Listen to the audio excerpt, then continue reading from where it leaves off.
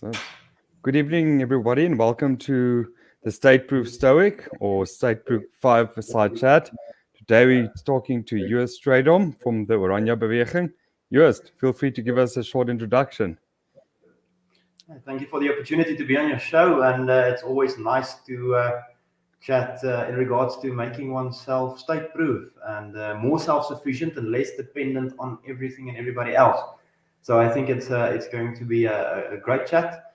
I'm the head of the Iranian Movement. The Iranian Movement is what we call the idea movement behind Orania. So the Iranian Movement actually predates Orania as a physical entity, or the physical manifestation of Orania came after the idea, making Orania probably the only community in South Africa that is not founded around something like resources or gold mines or something like that, but not for practical reasons in those terms, but because of an idea.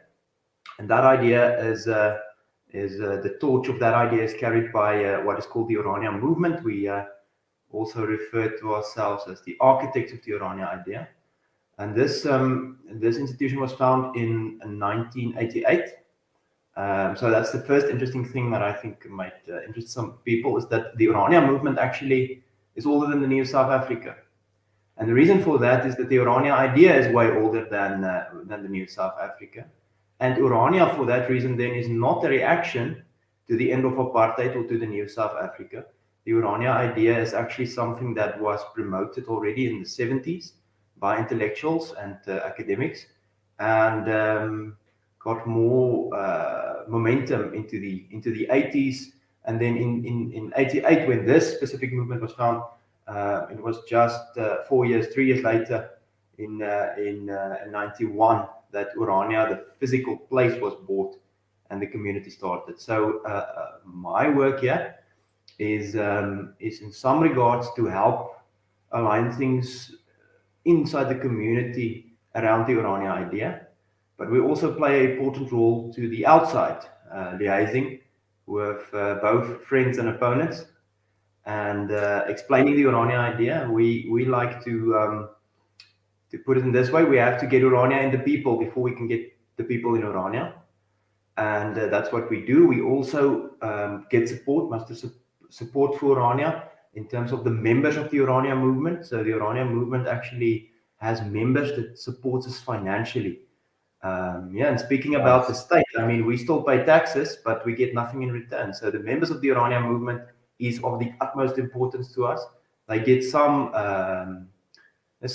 some privileges for them as well. They can take part in the elections of the Iranian Movement, and they can be nominated to serve on our what do you call it, like our board of directors of the Iranian Movement, and so on. They get some privileges in the town when they visit and so on. But the best privilege of all is the opportunity to support what we're doing here, and that is something that we all are very enthusiastic about.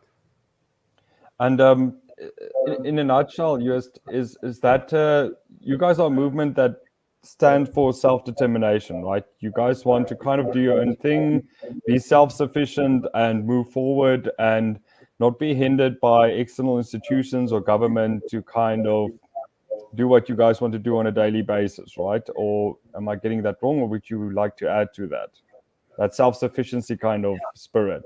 Oh, you're getting it right. But we like to call it by its name. We like to call it, this movement, this Orania movement, and everything in regards to Orania itself is a liberation movement. We're a liberation movement.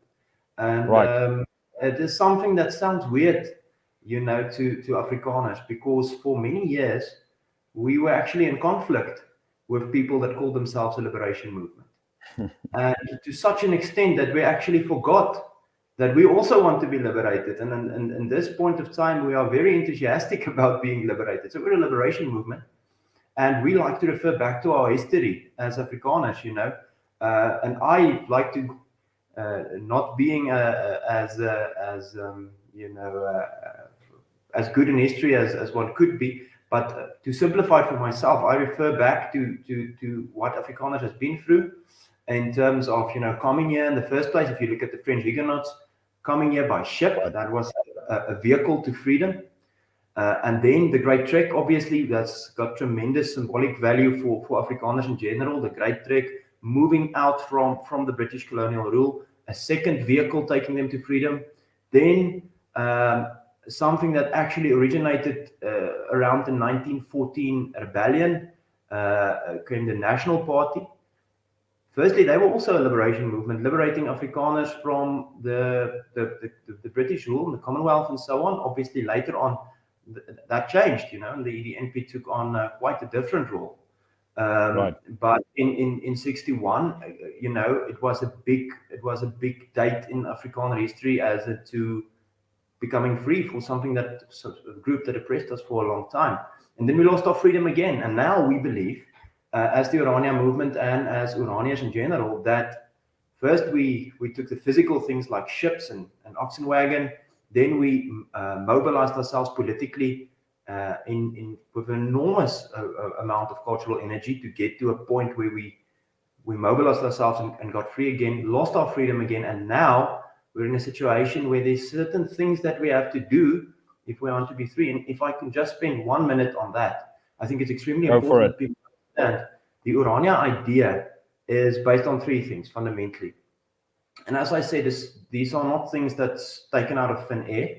It is thoroughly researched by academics, and especially the guys from SABRA, the South African Bureau of Race Affairs, which is, I think it started in 41 or something, continued all the way into the 60s and later on. And then Afstig, which is now the Iranian Movement. These are guys, sociologists, anthropologists, and so on, that started looking at the demographic realities of South Africa. Now, let's just take one step back and say, if Afrikaners want to be free, there's something that they have to take into account, and that is freedom is not being told what to do, but it's also not telling other people what to do, and not ruling in the sense of an empire over other people. Afrikaners cannot be free if we return to something like the apartheid of the 80s, being the kind of ruler over the entirety of South Africa and all the people in it. And that's not the Orania idea. That's not the goal. So if we say the fundamental idea of Orania is to say, how do we achieve the things that we want? We need to do it on our own piece of land that we legally acquired. We need to do it with our own institutions where the state either fails to deliver services to us in terms of incompetence or in terms of antagonism, If we look at a lot of state-related things where Afrikaners is actually excluded. And lastly is the idea of own labor. Extremely important. Orania it cannot exist without this thing of doing your own work, not misusing people in a South Africa where especially black labor is very cheaply available because of some historical things, but also because of a lot of things that's happening now. Black labor is cheaply available, and our economy is built on something that cannot continue, that is not in any way, shape, or form. There's no long-term way that it can continue. It is not ethical, and also it will lead to some kind of revolution. So Afrikaners need to learn to do our own work. And those are the three fundamental factors of Orania. Own institutions, own land, and own labor. Okay, so with that, right? So you say own labor, own land, own institutions, own land, and own labor, right? So the labor, obviously, especially when it comes to own labor, right? So you have to develop the skills to do a few things. So myself, I'm an IT guy. I train a lot, work a bit with my hands, but not as much as I could. So I might take up maybe a bit of electrical because it's kind of in sync with IT. And then I just love wood, so I might pursue that as well. So I've also realized that I can actually do a lot of stuff myself by virtue of either training on weekends or some of my spare time with someone, or by watching some videos and identifying some projects that I want to do and then skilling myself up with time, right? So how do you guys as a community skill up the people in Orania?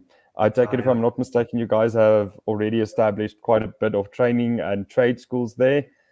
Give us a kind of idea how you guys as a community started becoming more self-sufficient and insourcing your own labor by upskilling everyone there instead of outsourcing that labor? You're asking a very important question, but you're also answering it to some extent, you know. And I think the reason why you're answering it is actually stating that you yourself got an interest into things that is not, well, let's say it, you know, it's not normally maybe associated with your line of work. It's not something that's in normal terms maybe something that, can I say, is expected of you in a Right. normal, so-called normal society, where things is readily available. If you have a single job that creates your source of wealth, you made a shift in your mind saying that you wanted to learn some skills, and I guess you're doing it well, and to empower yourself, but also to become, as you, I think, would put it, to become more state-proof. And if you Right. made that change in your mind, you know, if you take that step, I think you're halfway there. You have to make that decision on your own. People who out of an emergency situation, I think they can follow that path if you know, if they lose everything else. But it's way more important to rather get yourself into a position where you make that ideological shift as to wanting to get yourself into a position where you can empower yourself, learn new skills, and become more useful to some extent. And This is so true. so I think the first shift is in your mind. It's an ideological shift. Then comes the secondary things. And in Urania, there's a lot of community programs and stuff like that. There's obviously something that we're very proud of is our tertiary training college, which focuses very, very strongly on your technical skills. And although it's a high priority for us to get to a point in a position where academic degrees and things like that is also available for people to study, the priority, firstly in a country like South Africa, but secondly in a town like Orania, is technical skills. It's of the utmost importance.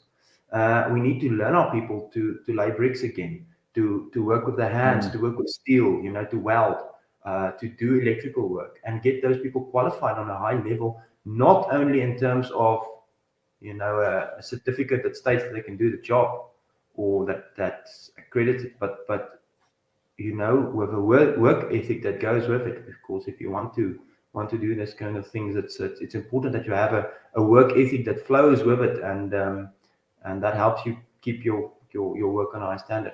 So there's those opportunities, but the community has to keep the rest of the community responsible. And that is why in Orania, almost everyone is involved with almost everything. It's really, people come here and they say, oh, what a lovely, peaceful town. You have no idea. It's not so, it's not such a you know, a rural little town. It's extremely busy because people are driven and involved with things.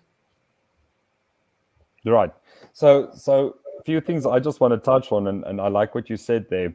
I always make the joke and I say, you know, if you have a pipe that bursts in your house, surely you're not going to call someone with a PhD or someone with a PhD in gender studies or critical race theory to come fix it, right? You're going to call a plumber. And I think sometimes what we do in society is we try to over-innovate. And what I mean by that is there's this fixation on the word innovation, and it gets kind of thrown aloud carelessly. But there's one thing that never goes out of fashion, Joost, and that is good old-fashioned maintenance. Your electricians, your plumbers, woodworkers, these people are needed in every sphere. Your people that purify water, your water systems, the people that install solar panels, the gas systems, heating systems for houses. All of these things are very important, right? And then the people that produce food, because if you don't have food, you kind of die. So these are the things I looked at. So I looked at myself, especially during the lockdown mandates, and I was like, okay, we're all slaves to a system that convenience is king. We've traded convenience for skills. We've traded convenience. We've traded our global market to a central player that does everything nicely and cheaply for us, China et al. And in that, we've lost a lot of our skills that we used to have. And also through lots of labor regulations globally, we've also sacrificed that, right? So you take places like the US, especially, and here as well, where we used to be countries that produced goods, right? And as we matured as economies, you go into more services, but you also outsource things. So the people that had those skills eventually grow old, they die, and we lose that. And it's very difficult to get it back, right? It's very expensive. So we kind of now in a world where most of our stuff is completely outsourced and we're importing a lot of stuff. We produce very little things of value. And but I also like to think about this in a different way is if I am growing my own food, I'm hedging myself against hyper food inflation. I'm also hedging myself against the state when people start rioting and burning trucks and there's supply shortages. And after those shortages, the prices always surge, right? So that's kind of the things that started turning the gears the last 2-3 years of my life, slowly but surely. That mindset actually kicked in. And I thought, like, by God, most people aren't ready to look after themselves in any capacity. They've got these highly intellectual jobs, they are knowledge workers, but can they do a bit of electric? Can they do a bit of plumbing? And I'm guilty of that, right? I've developed some skills, but I'm not nearly where I want to be. So that's kind of my existential threat, if I can call it like that, where I realized, oh shit, I need to develop these skills and I need to look like to movements like the Orania movement and others that has actually embarked on this journey and has had a modicum of success. And I think people are excited about the notion of being self-sufficient, but they don't know where to start. It's a very intimidating pursuit, if I can put it like that initially. But what I'm trying to do, and I took inspiration from the Afrikaners with the pioneers, and that's why I created the group StateProofPioneers. It's kind of a ragtag team of different people with different skills, and I've got different channels there where people can like go for food production, food preservation, beekeeping, brewing beer, making wine, lots of different stuff that you can do yourself and start on a small level, small scale, even growing mushrooms, for instance, and then playing with it. And if you like it, you can scale up and start doing these things commercially. We try to actually include some literature, some content from creators that are very good at this. And I'm looking like people like yourselves to actually collaborate and join the effort where we actually start saying, the Iranian movement is not just location, it's also, like you said, a mindset. And if you have that mindset, you can be anywhere in the world and you can actually apply it. Think about multiple Iranians around the world, for instance, where people take on that idea and they set it up. They colonize the world with a bit of Orania, which I think would be awesome, personally. What's the irony? The big irony is everybody that is hanging the ideas of colonialization around Afrikaners' necks. This is the furthest you can go in terms of decolonialization. Right. And, community, localism, moving away from cheap labor, moving away from state institutions to oppress people. How much more decolonialization can you get? In a community where decentralization of power, decentralization completely, right? So the thing that we are actually, the things that we are actually promoting, people taking it up the wrong way and hang, colonialism around our necks. And a good example, you speak about communities, even in the 80s, the Orania idea, and we currently, we have massive plans to develop in terms of infrastructure to house lots of people, great amount of people here. But since that time, since the 80s, when the Orania idea was still, very, very fresh, we used the metaphor of a string of pearls, right? So interconnected communities, like a string, small towns or local communities, interconnected but independent as much as possible. And that is the lifestyle that we're promoting. We're a Afrikaner Christian community, and we stand very, very strongly on that values. But we have the ability to work with different communities with maybe other ideas. We promote those communities, and we are willing to share the knowledge and ideas that we have. We're not willing to share resources. We have a good relationship with the Xhosa community, Minyameni in the Eastern Cape. They're actually fed up with the ANC's involvement in their community, and they're a very, very traditional community, very traditional. They speak only their home language, their mother tongue, Xhosa. And there's actually massive injustices in terms of those children being forced to go to school in English. Sounds familiar? It's almost like, those are the things that is, hung around our necks as, colonialists and whatnot. But the ANC is not creating a space for those people to actually have mother tongue education. And we said, listen, we can't share our resources. We don't have enough resources to share. And secondly, if we had enough, we wouldn't have shared it, because that would kind of defeat the purpose. But what we can share is knowledge and ideas, and we can build a relationship between these two communities. And actually, just outside of my office, we have a formal memorandum of understanding between the two communities, stating that we will work together. We are both aligned with the Christian faith. We both support mother tongue education. We both support building that out for our individual communities. We help each other with ideas. We visit one another and so on. On the end, we like to go back to our own communities, no matter where we visited, because we're at home here. We're at home. We feel at home where we are. And that's the reason why we started such communities.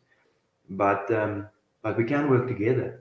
And what if, just for a second, ask yourself, what if more communities on those terms, or maybe other terms, buy into this idea?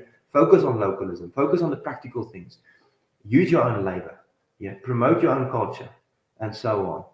Could the South Africa look a lot different? What if we were not heading towards municipal elections that was just for the sake of politicians? But what if we were heading in terms of other communities to municipal elections where the people are actually represented locally in the local government? Wouldn't that be great?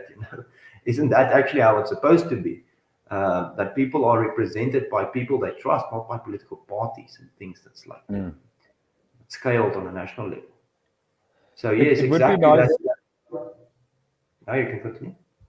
Yeah, so exactly that, right? So if we didn't have all these political noises and everyone pitting everyone against each other, we would be much further along, and I think much better off. Politicians most of the time seek to polarize, but if you have communities that operate independently and they become resilient, and like you mentioned, they start trading with each other in goods. Let's say the one community. This is what I'm looking at, right? So I'm thinking of the long-term concept of a school of self-sufficiency, where you have all the things you need to become a self-sufficient citizen, right? So you guys do the trade, take the trade route, which is great. But what if we teach people how to compost, how to produce their own food, how to preserve that, how to include permaculture, how to go the permaculture way. I'm a big fan of permaculture because it's the least labor for the maximum amount of output in your food system. So you use pigs and chickens to plow the ground and to open it up, and then you plant there, etc. And then it's already fertilized for you. And then you compost and you use everything at your disposal. And it's also kind of like, if I have waste, right, I've got a drum, then I put all my glass and all my copper cables and broken appliances, and I strip that down. And every year I take that and I get some money for it. And then I've got, like I said, I'm doing some vermicomposting. So I've got these worms that I feed some of my food scraps. They are producing compost. So it's kind of a zero waste system as well. And it's a much better way to live, because actually you're trying to take the waste that you can and either recycle it or upcycle it, where you actually take something and you use it in a different capacity that it was originally intended for, but it's still very useful to you. So, and then, also the vertical farming. You guys are kind of in a very arid place. I think, praise the Lord that you've got that river close by. I think that's kind of a very nice twist to that area. It would have been far more arid, because we were sitting there at that restaurant that's next to the river there, and it's so contrasting, because you've got this river, and just before you come into the town, it's so dry. And then close to the river, you've got all these farms, and people are producing a lot of food in the area, and it's beautiful. but just a bit outside of it, it's extremely dry. So, so for my personal curiosity, do you guys have any vertical farmers or growing towers there? Because you guys can actually, with technology like that, hydroponics and aeroponics, you can become something like a food forest instead of a food desert. Do you guys produce a lot of your own food as a rule? I saw the pecan nut plantations, which were quite impressive. So I did drive around a bit and check it out. What else are the people growing and producing locally? Is your food predominantly produced locally, or how does that work currently, US? Embarrassingly enough, I can't say that we are self-sufficient in terms of our food supply. However, again, with the state of mind thing, I think a lot of people, the type of person that actually wants to come to Orania, that is intrigued by the Orania idea, is also intrigued by things like this, growing your own food security, Right. on a larger scale. Things like permaculture is also popular. But in terms of total food production for the entire community, no, I can't say that we are fully dependent on ourselves, or even to a large extent, we're still actually depending on producers outside of Orania, and that's simply because agriculture is so scaled and so on. It's so easily produced and cheaply and so on. Scale is a very, very important thing, but the mindset of the average person living in Orania is to at least keep a little garden, In terms of vertical farming, I'm not sure of any vertical farms. What we do have is some interesting things. We do have some tunnels. Now a new one was just constructed. They will use aquaponic technology to produce food on a quite a large scale. I'm very excited to see the results. Nice. We have another hydroponics guy that's quite big. We're producing a lot of pecan nuts in nurseries, which we actually sell to the outside. What else? A lot of people have small vegetable gardens at home. A lot of people are really enthusiastic about the opportunities with aquaponics and hydroponics, doing that on a smaller scale, just producing basic food. So in terms of mindset, that's really important. But I can't say that we are, fully dependent on that, or even dependent on that on a large degree. Right. Sadly enough, but I think there's a movement in that direction. There is organizations that promote that locally. People like the Orania Agricultural Institution, they, like most things in Orania, it's volunteers who started this, and they promote, small scale farming and producing food and so on. So we will see where that leads. Vertical farming, definitely. Remember, Orania's got between 250 and say 350 mils of rain every year. That's our average. So we don't have a lot of rain. We're in the arid Karoo. We have the river, right? We have the river. But if you want to scale agriculture, there's the state owns the water, right? So you can pump only if you have water rights. So in terms of that, we have to be water smart. We have for example, the Earth Ship, which is a very interesting housing concept built by a local engineer. And the idea is to recycle. So I think 95% of the house is built with recycled materials. And then it's very, very specifically designed for the climate in the area and so on. So very thick walls, good isolation. The entire north-facing wall of this building is made of glass. With the angle of the roof actually constructed in such a way that in the summer, when the sun is coming from straight above, it's blocking the sun. But in the winter, when the sun's got a lower trajectory, it shines into the house. So you have a very consistent temperature winter and summer. And they're actually growing all kinds of food in that house. It's really interesting to see. Those are the kind of things that excites the people of Orania. And I think it's very important, having that mindset is a big step. Yeah, I've played with a few towers. There's one from Impilo Projects that I'm quite excited about, because it's half a square meter by about half a square meter, and then it goes up. It has about 90 pockets. Each pocket can take about 3 plants. So you're standing about with a potential production of So 3 times 90, 270. Yeah, plants in a single tower. So if you think about that, especially if you do something like strawberries, that entire tower, and strawberries have lupus, so it actually goes down, right? It's this effect. So you can actually produce a lot of basil, a lot of strawberries and stuff like that.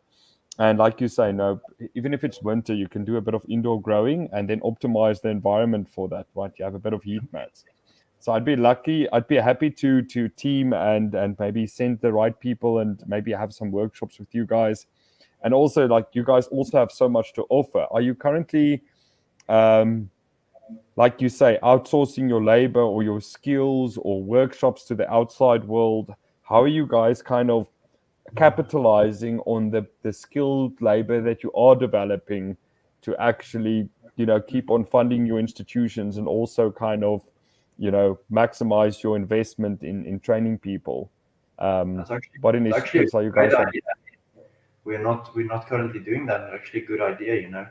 Um, for other things, we're doing that in terms of other skills, but we should do it with things like agricultural skills as well, and skills that people are trained at the local training center. We're doing it, without tax income, municipal level tax money. Everything you do, you have to commercialize to some extent, and if you don't commercialize it, there's simply not money to do the things that you want to do. Yes. So it's you have to commercialize it. Safety and security, for example, is we have a voluntary aspect in terms of safety. We also have a commercialized normal security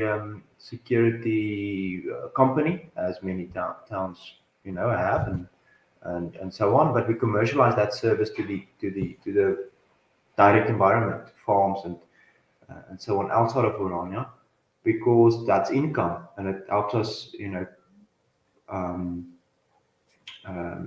continuing the service that we have to our citizens in Irania. And we also did that. We have a preschool, which is actually started by the social service, if I can directly translate it in that way, locally to help people. And the idea was, if we want to help people, we first need something that we can commercialize. So we need to get a preschool on a very high level, so that people with money, to put it in that very clear terms, would actually want to send the kids there, and then you can get scale and you can help the children in need. And that's exactly what happened. Commercialized very successfully, and now everybody is better off because there's good preschool. There's a good preschool, and there's a good service, and the children that needs help can get it, but also the education for people that can actually afford it's also at a very high level. So in terms of that, if you don't have tax income, if you don't have a municipal income from the state, which other municipalities actually get, you can't not do it. You have to commercialize it. You have to commercialize your services. You So it's a almost good have to idea. crowdsource everything, right? Yeah. Yeah, I'm thinking. Look, I'm looking at, like you say, and this is where I kind of want to reach out. Like I say, this is a platform that's getting started. What I want to do basically is have like-minded people trade with each other. Trade can be goods, it can be services, it can be even tools. Let me give you an example. So I stay at close to Clarence in Bethlehem. So we've got a ton of apples where I'm at. So I'm thinking, if I have something that can mill the apple and I can crush the juice out of it, I can make apple cider vinegar, I can make some cider, I can make some apple juice. There's options, right?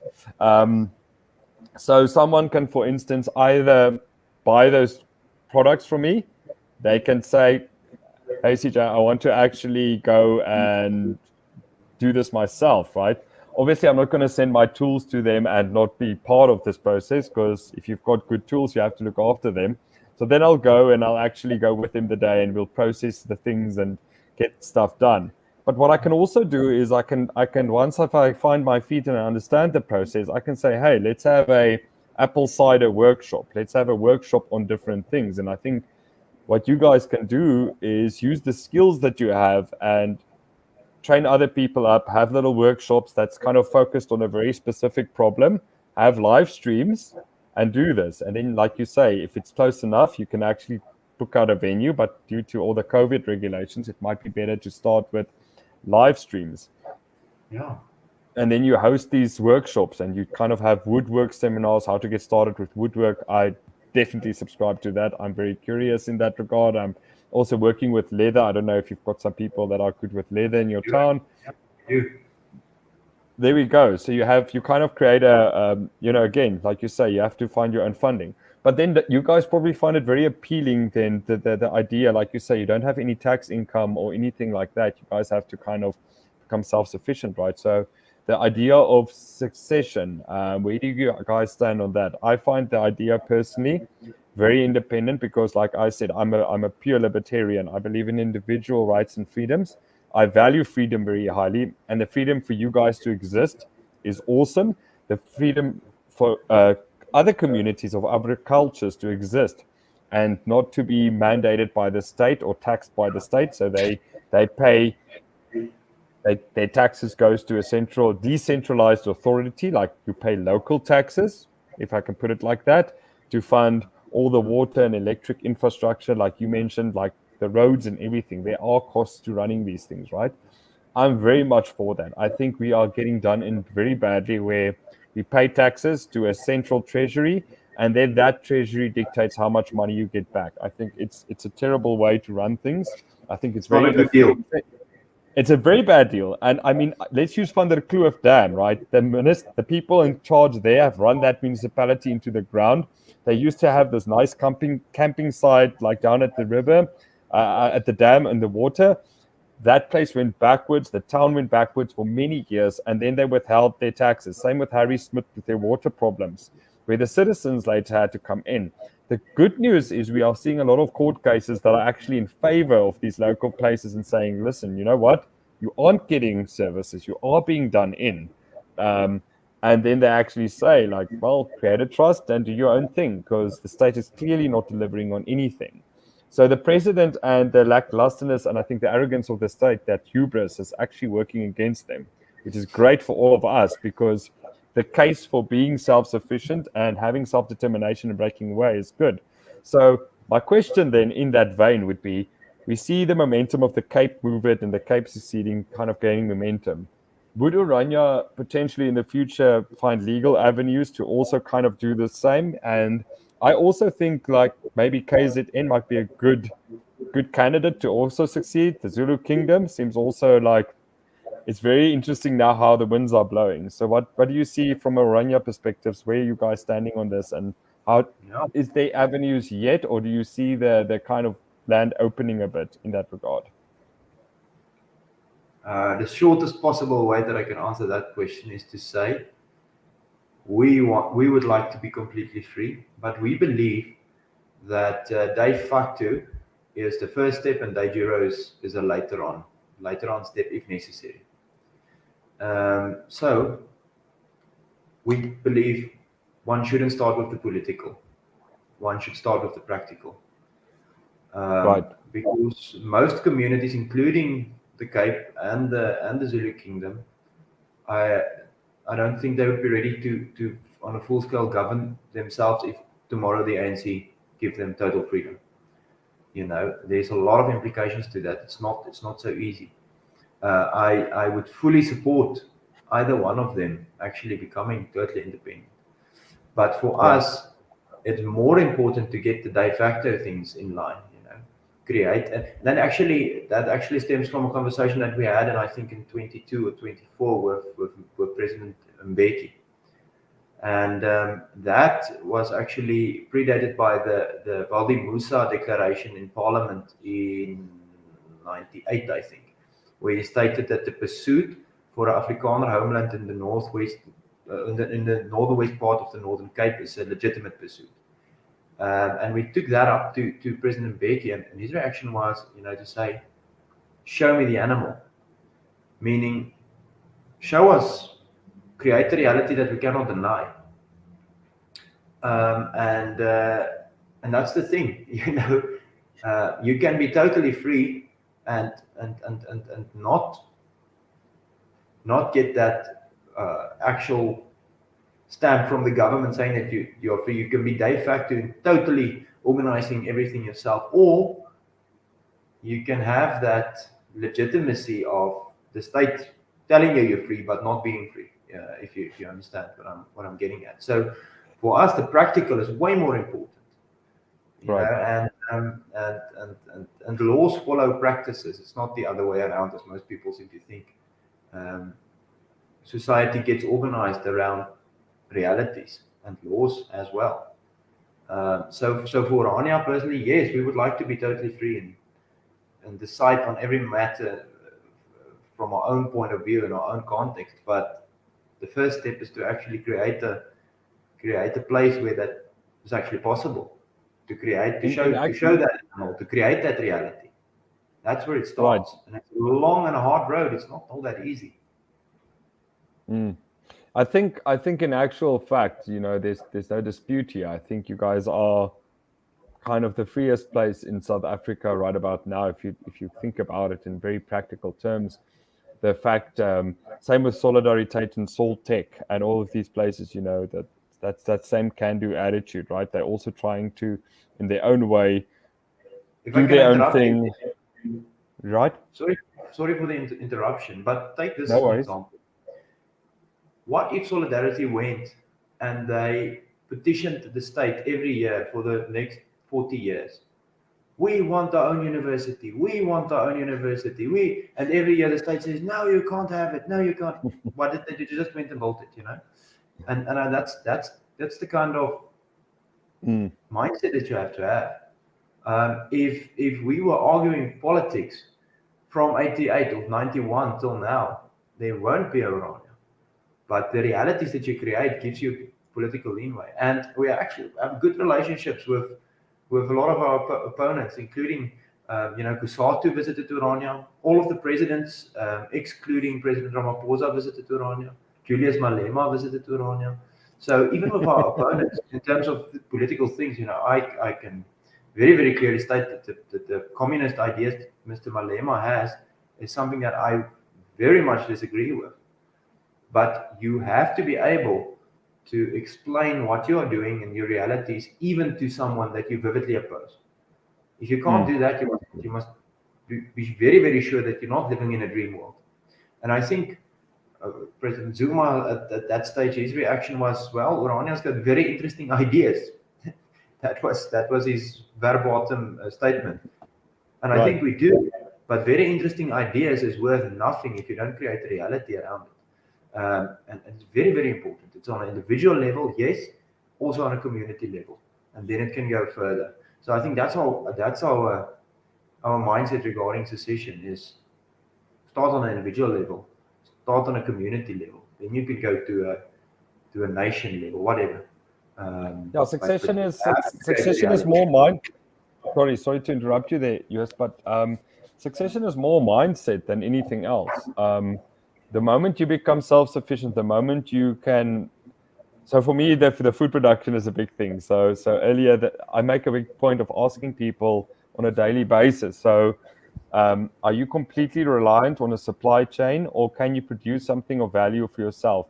Can you, if everything stops tomorrow, can you make cheese? Can you make cider? Can you produce food? Can you ferment? Can you pickle? Can you dehydrate food? And I started reading a book. It's a gentleman by the name of John Seymour, and it is from America. And the book is about self-sufficiency. And he's always had the problem with globalization and how different mass immigration and how that changes cultures, right? Because he was also he was defending and saying the moment we globalize aggressively, we don't know the consequences. And he foresaw the dilution of some cultures, some great stuff that cultures used to accumulate, be it foods, beverages, norms, even meritocracy is under attack in the current climate that we find ourselves in. All these things he kind of called it. And the funny thing is the book starts with him being in the Karoo. And he's chilling in the Karoo and he's herding some sheep. And then he meets this bushman and he goes hunting with him. Now, at the time when he was still a young man, bushmen weren't allowed weapons. So the bushman would actually go to this bush and there was the spearhead and he'll take a piece of wood and then they go and they trace the animal. And he just kind of from that point onward, that started his journey. So he started in South Africa, in the Karoo, and that's where he kicked off his whole thing about self-sufficiency. And it was so incredible. The moment I opened that book, I'm like, shit, there's not enough irony in this world that this guy started here. He went to Namibia for a bit and very connected to Africa and South Africa. And he just created this school in, I think, Ireland about self-sufficiency. And that book that I have is actually like a self-sufficiency Bible. It gives you everything to become self-sufficient. And it also helps you insulate your house better. And at some parts of your house where you have a lot of sun, you actually use wood and glass to actually make it a little greenhouse. But your house is also warmer in the winter, but you can also open it up. So there's nice airflow. So the summer it doesn't become this heat thing. And it's just so incredible, the concept. So simple. Making presses from gravity. So you take a drum and you add heavy rocks on top of it and it crushes the fruit. Like back to fundamentals. And then the food, like the food dehydrator. It's actually, they take big rocks, they create this rack, this wooden square rack. At the bottom of the rack, they put rocks. And at the top, they obviously a heavy metallic surface, so it absorbs the heat. And then in the evening, the rocks maintain the heat, and then they put their vegetables, and it dehydrates it. No electricity, nothing fancy. So low tech, but so efficient. And these are the things and craftsmen like yours that you have available in the town. If you have ideas and concepts, you can contract him for stuff like that. And these are the things that aren't readily available. I'm thinking like hand mills again for grain. So if I want to make my own bread, I plant my own grain, maybe a bit of an ancient grain, and now I want to bake bread, right? But finding a hand mill is so incredibly difficult. People don't make them anymore. But a good craftsman can probably, with a schematic or two, build that, and you commission them to build that for you. These are the things I'm interested in, to actually say, okay, cool, there's not a product like this yet. Let's do a few prototypes. And if it works well, Orania becomes my manufacturing hub. And we distribute from there because they are so good with their hands. You guys have, you've got such good practical skills. And it's not that obvious to me that in our current climate, especially with all the labor regulations, we kill trades. With the minimum wage, especially, people used to come to employer and say, hey, I know nothing, teach me. And within 3 months, 6 months, or a year, or 2 years, or 3 years, that person went from below minimum wage to a livable wage and to becoming his own boss. But the minimum wage doesn't allow people to enter the labor market, and so we become basically a welfare state. And it's the worst thing you could ever do. To people is disempowering them like that. So the same thing you said about exploitative bad labor practices, the minimum wage is the worst thing you can do to people. It takes away all their agency and saying, okay, cool, you can't work, but we'll give you $350 a month. We're good, eh? Like, no, we're not. Incentive law. And that's the thing, quite interesting thing about Orania is because of our labor policy, right? So we have two things. One is the idea, in Afrikaans we call it self-werksaamheid, or working yourself, actually doing as much as possible of your own work. And there's something ethical to that, there's something awesome to that. I don't properly know how to describe it, but I think a lot of society's problems is from people that get so comfortable in terms of, other people doing all their work, and they're actually contracting out everything from entertainment to the children's upbringing, to everything that they need, to all skills and trades, and all that they do is hyper specialized, just their own jobs. So that's the one thing. We promote the fact that people should do their own work as much as possible. Obviously, not everyone can build a house or fix a vehicle, but do as much as you can and try at least to, at least to sweep your own house and mop your own house or whatnot, to wash your own dishes. That's a good start, but there's much more that you can do. Right. Obviously, I should just describe.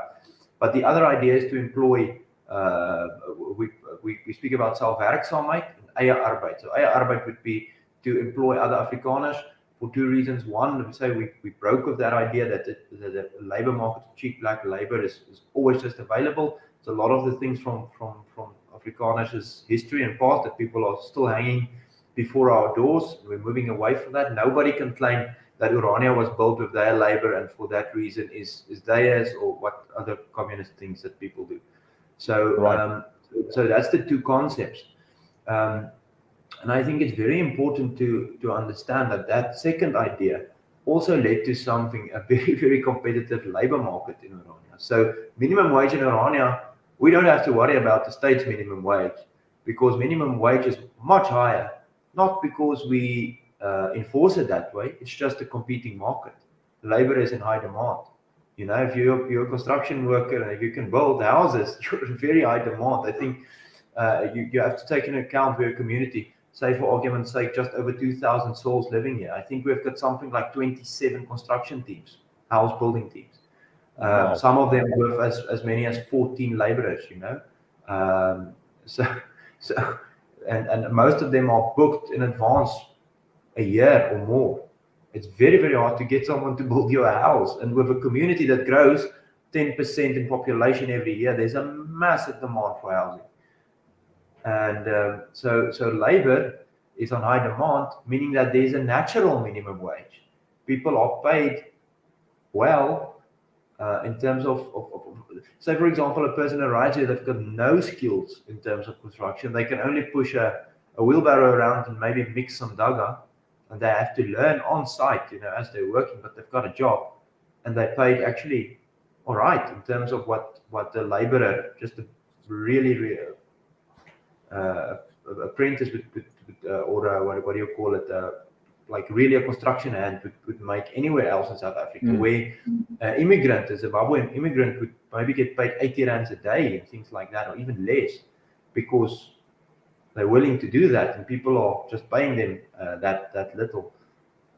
Here we have a very competitive labor market, and people are being paid well, not because the state enforces it, but because there's a competitive market in terms of labor. There's such a dynamic free market when it comes to that, right? The demand is so high, like you mentioned. It's just, it's a robust little microeconomy that just started with everyone wanting buildings. Then adding to that, industry-wise, is there anything? I drove past when I got into the town on the right. There seems to be quite a bit of industry there. Does Orania manufacture something themselves? What's happening there? What's your proprietary stuff that you guys do? So there's massive room for growth there. But what we do have is things that, firstly, is very applicable to us in terms of manufacturing. For example, and just referring back to my previous segment about construction, a brick factory is doing very well, fantastic. A local brick factory, I think. I'm guessing they're doing very well. I think they have a hard time to stay ahead of the demand. But we have other things as well, locally supplying from irrigation to there's actually an aluminium factory that makes aluminium profiles, but it's for the export market. It goes to Johannesburg. It's not locally used. We've got guys that make leather projects. We've got a taxidermy. We've got what else? A lot of woodworking things, like people making cupboards and stuff for kitchens. What do you call it? That kind of construction, Nice. that kind of industrialized things. But there's massive opportunity for growth. I think all the guys that's working with steel is booked way in advance. I recently saw one of the popular steel working engineering kind of companies. It's a small team. I think they have 4 guys. They take on massive projects and they do really well. They just put on their Facebook page, sorry guys, we're booked for the next, I think, 6 to 8 months. We will, when that is all done, all those projects are done, we will think about advertising again and opening up for people that's interested. So they deliver a very high standard of work. And I can say that because I'm not saying their names, I'm not advertising them, but they do quite well, and they're in demand. They're in demand for that reason. Then Yes, that's brilliant. How do you guys so this is locally, right? Locally and in the close proximity, I take it, they get this work, and then sometimes maybe the odd job that's a bit further away as well, right? So Everything they in operate. everything in the town. No, everything in the town. There are some people that actually work a bit around Orania, but that would be very, very specific skills.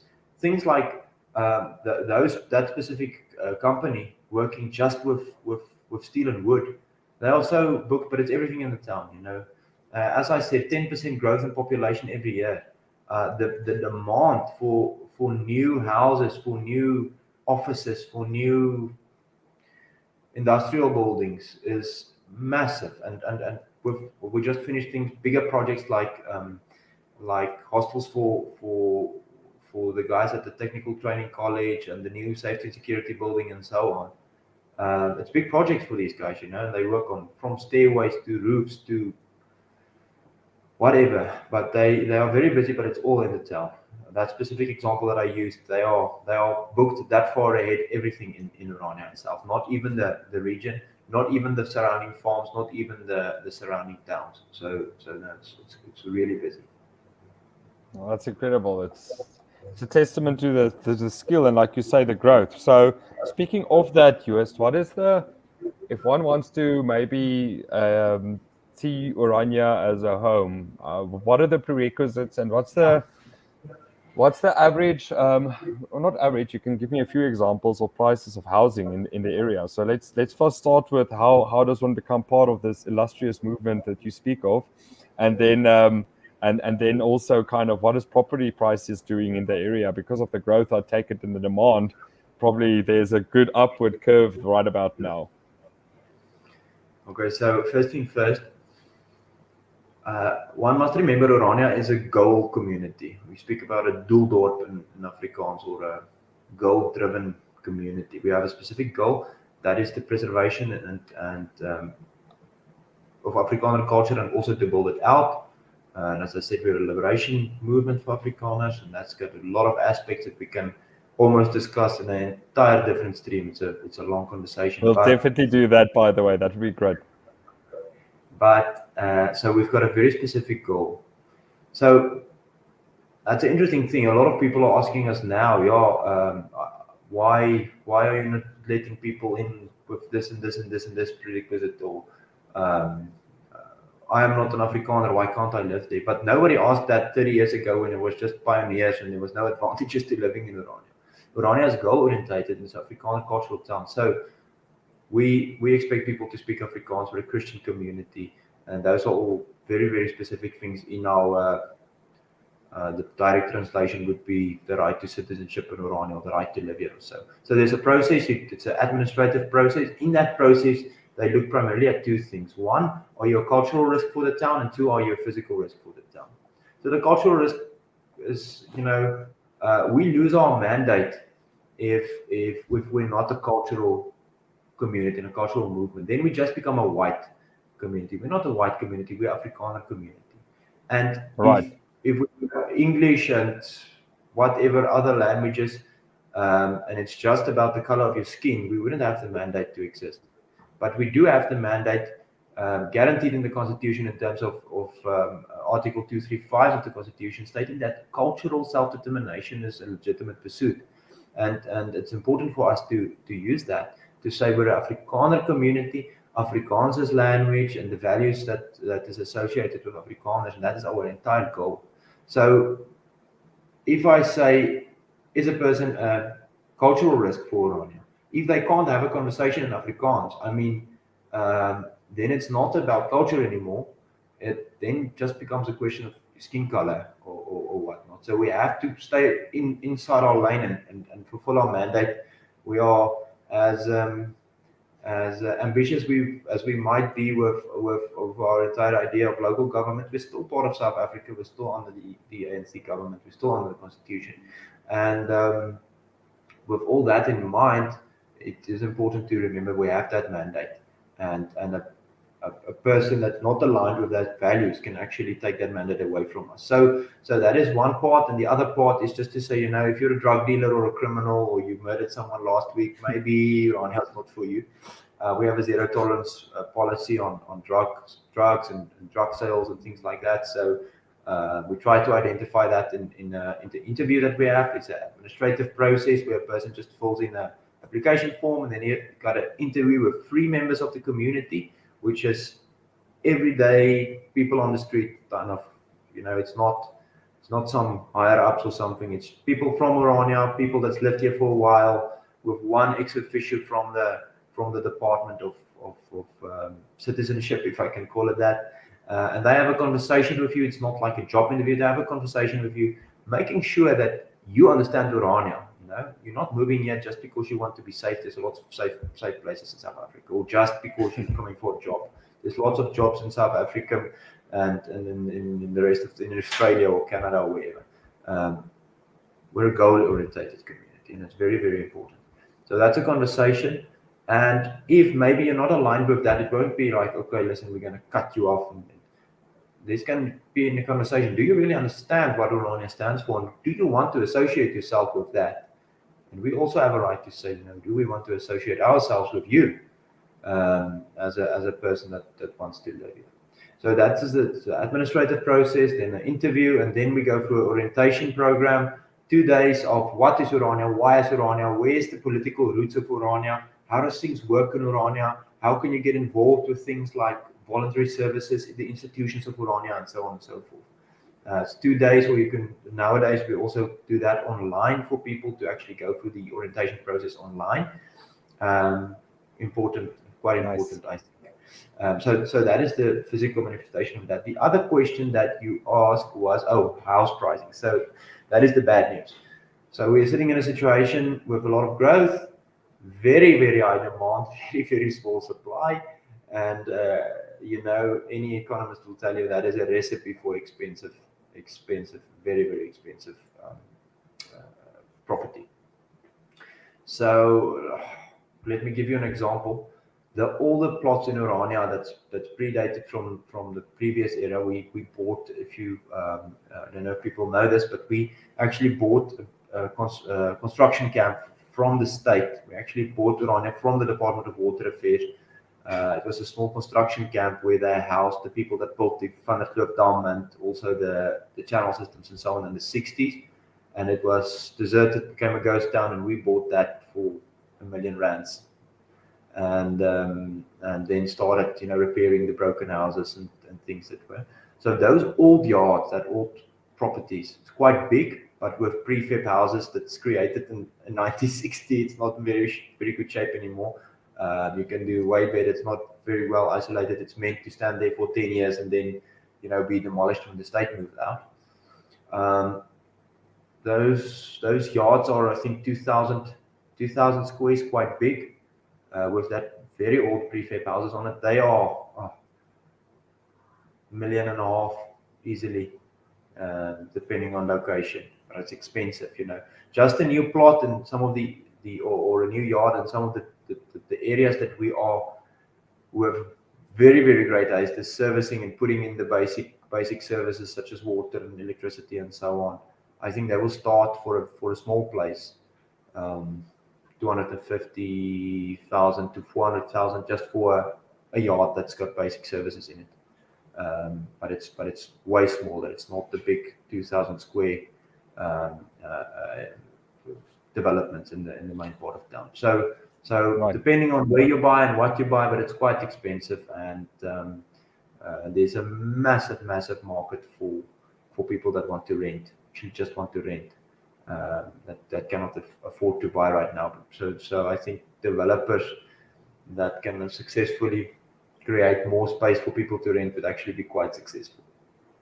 And then that's good news. That's very interesting. It's insane. Like, you think of the Northern Cape, you don't think in a smaller town, the smaller towns, usually people go to them for lower priced housing, and then you get some, a bustling community like you guys, and you're on the way up and up.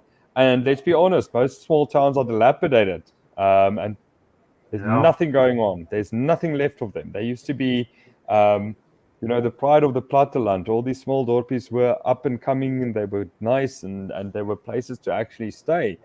And what we are seeing is mass immigration from them, that everyone's moving out and people are flocking to the city. And then we get a place like Orania. In so many ways, it's such an anomaly because it's kind of going the opposite way. Things work. You've got a highly skilled community, because also skill usually it goes to the cities, right? People go, they get skilled up, or they go to school in the cities and they stay there. They seldomly come back, again, because of the dilapidation of the smaller towns and the death of the small town. And you guys are kind of, again, taking that whole concept and throwing it on its head. And that kind of makes sense because it tunes back into what you said earlier, that is succession really, do you need to have the state's permission, or have we succeeded many years ago? And technically speaking, you guys you have succeeded technically from the state. You said, guys, we don't need you, and we're going to do our own thing. It's a journey. It's still the journey that we're on, day by day, every day closer. But the thing is, people focus so on the political that they totally forget the practical. And you guys have terrible PR. You get the worst PR from callous people that's never been there. They're not interested in your story. They just make up their own minds, and like you say, they want to call us an apartheid community, and then we say we're not, and they don't want to hear that. They don't want to be helped, right? They just want to be saying, right. No, but you are. They don't even want to have the conversation, and that's what I liked about what you said earlier. You guys can engage with any community. Oh. If they want to improve themselves. Even our opponents, we're not scared to speak to our opponents. And a guy like Julius Malema saying, horrifyingly bad things, and I don't, for that I don't like him. He's stirring violence and a lot of things, but we can have a conversation with him and clearly state what we are doing, and what's our goals, and what we want to achieve. And I don't think he can find something that's ethically wrong with that. I don't believe we're doing anything wrong. I think we are solving a lot of the problems that this country has, and people should actually learn from us and from other similar communities. And a guy like Julius Malema claiming that he wants to drive this emancipation movement and help his people to economic freedom should follow our example and stop pressing for violence. So right. I don't think we're not intimidated by guys like that. We don't agree with them, but we can speak to them in terms of what we are doing. I think it's actually quite important. No, I also agree. Bashing us over and over again. The media is so antagonistic. It's why it's great to have the opportunity to speak, on platforms like this, where it's a bit better. It's not so constant bashing and antagonism. So it's actually it's a privilege to be speaking to guys like you on a platform like this, which is open, and we have the opportunity to state what we are all about. I would love nothing more than to have collaborations with you guys. And I think my final question just that I want to actually put to you is, first off, the first question would be, what skill shortages do you currently maybe have in the community that's not that easy to fill? The second one would be let's say I have a apartment or something close to the ocean, or I've got something I want to get busy with Orania, I produce something, I might want to trade with you guys or offer some services, or maybe even procure your services. How does one go about that? Let's start with the skill shortage and then move to the second question. Yeah, I think skill shortages we are on almost every terrain we have skill shortages. I think construction and technical skills very, very much. We can do with double or triple that we currently have, but I don't think it's the highest priority to get. I think to some extent the market will incentivize people with those skills to come, or people to learn those skills and apply it. What we need is entrepreneurs who can take responsibility for businesses and stand on their own feet and make a difference in terms of the economic value. Entrepreneurship is immensely important. It is crazily important, and you can't have that's the brick, it's the foundation of any healthy economy is entrepreneurs. So I think that is a skill that we need. Afrikaners, to a large extent, lost that skills under the previous regime when a lot of us was employed by the state, in terms of the military and the police and the post office and the railway and this political mechanisms and schooling and everything that was controlled by the state, and we lost our ability to be good entrepreneurs. And I think that's really important. It's the foundation of the market, of the economy, and we need to empower people to be starting businesses and do it in a very, very good and professional way. So I think that is a very important skill to be able to pursue. Obviously, everything else is also needed, so as I said, in terms of things like construction and trade and so on, all of those guys would be welcome with open arms, and they would have a massive influence on our economy. But my personal view is that entrepreneurs are very necessary. Then the second question is, how do one build a relationship with Orania on if I heard you correctly, in terms of trade on either way?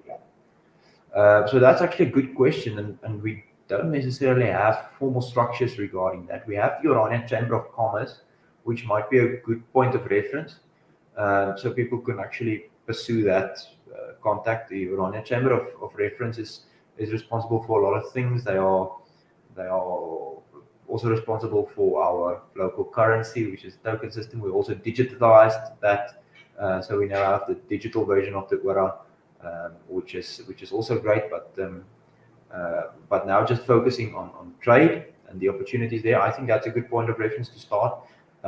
We also keep a list of all the businesses in Orania that's actually kept by the municipality.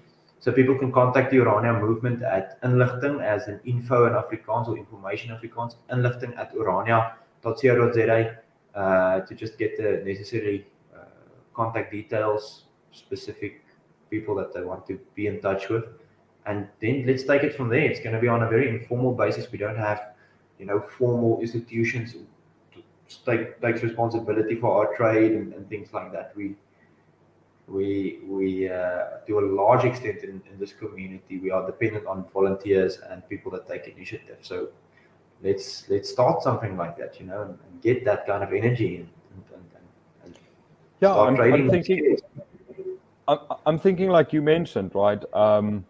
If someone has a farm or something, they've got a spare cottage, and as you mentioned, they might want similar people with similar values to come to their farm, but it's so difficult to market that. I want Afrikaner people to come to my farm, for instance.